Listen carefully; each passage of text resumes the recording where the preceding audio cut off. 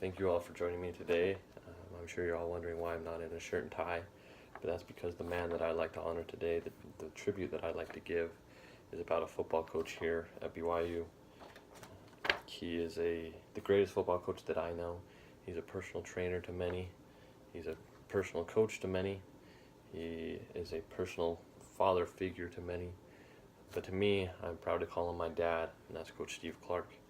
Become a football coach in the college football realm is very difficult. There's a lot of variables that go into it. Some have to be key players in their positions, going high up, playing in the NFL, and so forth. Others, like my dad, who stands all of 5'3", struggle to get into the coaching profession.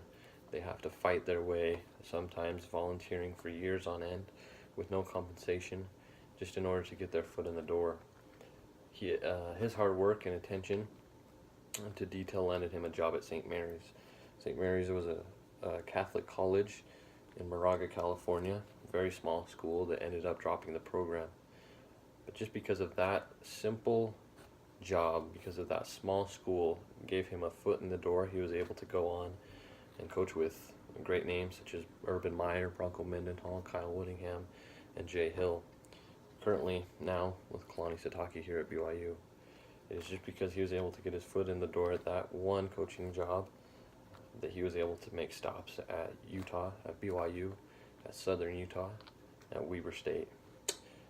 Coach Clark has been very successful in his coaching days. When we went down to SUU as a family, he took us down there. We went into a team that hadn't won a game in over 2 years, and they were able to turn that around, and by 2010, after joining the team in 2008, became conference champions of their conference and earned the first ever FCS playoff berth in 2013. Coach Clark oversaw a Wildcat offense that that ran for over 2,000 yards in 11 games, helping the program to the first winning season in 5 years.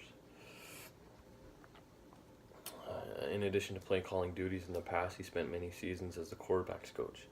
His work included helping to transform BYU quarterback Brad Sorensen, who later became Southern Utah's all-time leading passing leader, into a 7th-round draft pick, drafted by the San Diego Chargers, and the first ever NFL player to be drafted out of Southern Utah. Tyson Boots also achieved much success under Coach Clark, and went on to become the all-time leading pass catcher at Southern Utah. My dad has been my hero in helping me to get my own football coaching career going, as he has given me the privilege of working alongside him this past year and this year to come, which I'm very excited for. I've got many opportunities and many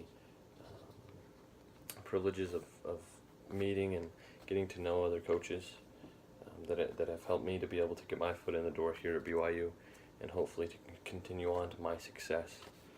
I remember ever since I was 12 years old, sleeping in the dorms with him, and waking up early in order to make it to practice that next day, staying late with him, eating at Jack in the Box on the way home because we worked so hard all day long that we just that's the only thing that we could get on the way home because it was just right on the way to our house from the freeway. I'm very thankful for him and for the opportunity that he's given me to work alongside of him. I will be very proud if I am half the man, half the coach, half the father figure that he is to many. And that's what I strive to be every day. He is my hero, he is my processor, and I look forward to following in his footsteps.